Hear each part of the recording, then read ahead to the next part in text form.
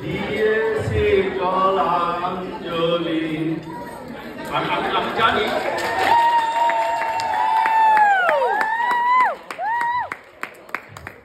অসুবিধা আমাকে গান গাওয়ার জন্য ডাকে না, কিন্তু এই গানটা যদি আপনারা বুঝতে পারেন যে অনেক কথা যাওয়া যে বলে কোনো কথা না বলে, এটার মানে হলো যে দাম্পত্য জীবনের সুখী হওয়ার একটা ট্রিপ এটার মধ্যে ঢুকে আছে। সেটা হলো যে চুপ থাকা। এবং এটা আমি শিখছি আমার শ্বশুর মশাইয়ের কাছে, যে শ্বশুর মশাইরে আমার ফ্যামিলির লোকজন বিভিন্ন রকমের উপদেশ দেওয়া যাচ্ছে। আমি একসময় জিজ্ঞেস করলাম যে বাবু আপনি যে কিছুই বলতেছেন না, বলে শোনো চুপ করে থাকাটা খুব ইম্পর্টেন্ট জিনিস। এবং যেমন আমি একটা উদাহরণ দিচ্ছি, সে ফর এক্সাম্পল বউ ডাকতেছে, এই যে এদিকে আসবো একটু শোনো গো। তো আপনি চিন্তা করতেছেন ঘটনাটা কি? শারীরিক কুচি ধরা। এখন সে বলতেছে যে আমার শারীরিক কুচিটা ধরো, তুমি কি এর আগে কুচি ধরছি না? এখন বলেন উত্তরটা কি হবে? যদি উত্তরটা দেন হ্যাঁ আমি কুচি ধরছি, তাহলে বলবে তুমি কতজনের এরকম কুচি ধরছো? আর যদি বলেন যে কুচি ধরি নাই, তাহলে বলবে যে তুমি জীবনে কোনো কাজটাও ঠিক মতো করতে পারো না। তো এর জন্য ওই সমস্ত জায়গায় চুপ করে থাকাটাই বুদ্ধিমানের কাজ, এবং সুসুর করে যায় শারীরিক কুচি ধরাটাই খুব বুদ্ধিমানের কাজ। এবং আমার এক ফ্রেন্ড এইটাতে এতই নাজেহাল এইসব শারীরিক কুচি ধরা নিয়ে, কারণ প্রতিদিনই একে যে ঝামেলা হয়, তো সে আমাকে বলছে তার বেতনের অর্ধেকটা সে দিয়ে দিবে, এবং সে একজন জিপি, বোঝেন অ্যামাউন্টটা খারাপ না, সে অর্ধেকটা দিয়ে দিবে যদি আমি এমন রিসার্চ করে এমন একটা যন্ত্র বের করতে পারি যে অটোমেটিক্যালি ধরবে আর কিছু।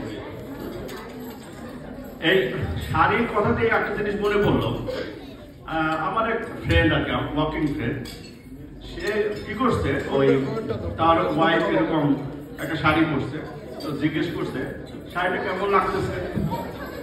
তো সে মুখ ফুসকে বলে দিছে এটা একটা খারাপ কথাই বলে ফেলছে আর কি। আমি যতদূর বুঝছি সে পেটনিটাই তো কিছু একটা বলছে আর কি।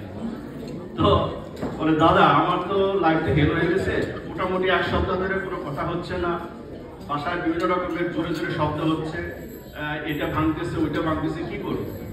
আমি বললাম এগিয়ে অনেক সময় চুপ থাকাটা বুদ্ধিমানের কাজ, অথবা তুমি এই জিনিসটা একটু ঘুরে বলতে পারো। কিভাবে? যে হ্যাঁ এই নীল শাড়িটা ভালোই লাগতেছে, কিন্তু ওই লাল শাড়িটা হলে তোমাকে অপূর্ব লাগবে। এইটাতে যদি কথা বলা যাবে তোমার পারপাসটা সার্ভ হইতো, তুমি চাও না এই নীল শাড়িটা পড়ুক, লাল শাড়িটা পড়তো, সব ঠিক হয়ে যেত। তো আরেকটা কথা মনে পড়লো যে বিবাহিত জীবনে আরেকটা জিনিস খেয়াল করতে হবে, সে আমি একটা এক্সাম্পল দিচ্ছি।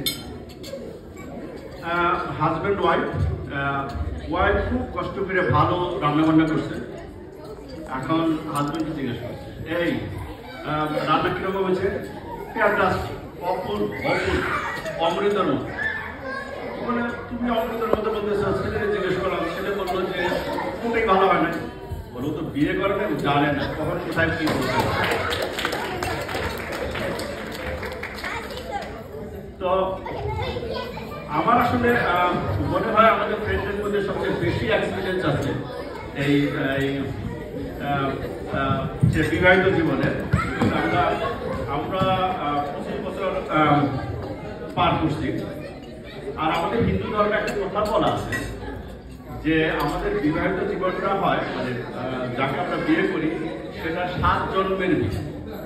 আমি জানি না জন্ম তোমার এটা কি লাস্ট নাকি এটা ফার্স্ট, অন ম্যাথমেটিক্যালি যদি ধরে নিই অন অ্যাভারেজ মেবি এটা থার্ড অর ফোর্থ। তো একটু দেখে শুনে চলো, আরো হয়তো বা কয়েক জন্ম এভাবে চলতে হবে। সুতরাং এই সময় ঝামেলা করাটা বুদ্ধিমানের কাজ হবে না। আরেকটা জিনিস আমি তন্ময়কে অনুরোধ করবো একটু মনে রাখতে, বার কিন্তু খুব ইম্পর্টেন্ট। যেমন আমার কিছু কিছু ফ্রেন্ড মনে করে যে শনি মঙ্গলবারটা খুব ইম্পর্টেন্ট বার। আমি জানি না কেন তার ওটা মনে হয়, বাট আমার মনে হয় যে শুক্র আর শনিটা খুব ইম্পর্টেন্ট। কেন বলতেছি যে শুক্রবার রাতের পরের থেকে বিশেষ করে শনিবার বেশি সময় ওয়াইফের সাথে থাকতে হয়, ওই সময় কোনো রকমের ঝামেলা না করেই বুদ্ধিমানের কাজ। আর এগিয়ে আমি যে শুনতে বলছিলাম,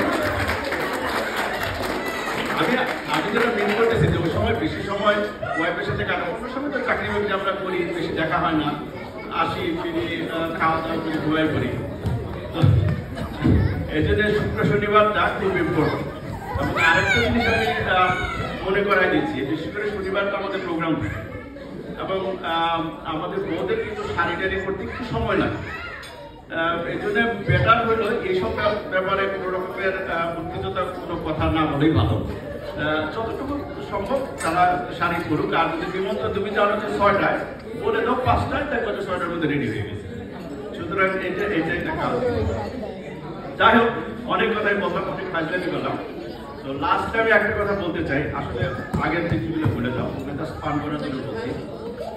আমাদের হিন্দু ধর্মের মধ্যে বিবাহটা ইম্পর্টেন্ট একটা জিনিস, এবং এটার মন্ত্র হচ্ছে একে অপরকে ট্রাস্ট, একে অপরের প্রতি বিশ্বাস করা। হ্যাঁ, ঝগড়াঝাটি হবে, nothing wrong with this, but একে অপরকে ট্রাস্ট করা এবং তার ফ্যামিলি বা তোমার ফ্যামিলিকে একে অপরকে বিশ্বাস করা যে they are very close to you.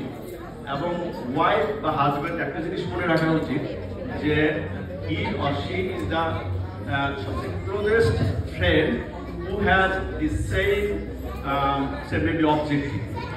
So এটা মনে রেখে আমি আবার আমার হার্টের বটম থেকে তোমাদের আশীর্বাদ করতেছি। You will be very happy. Thank you.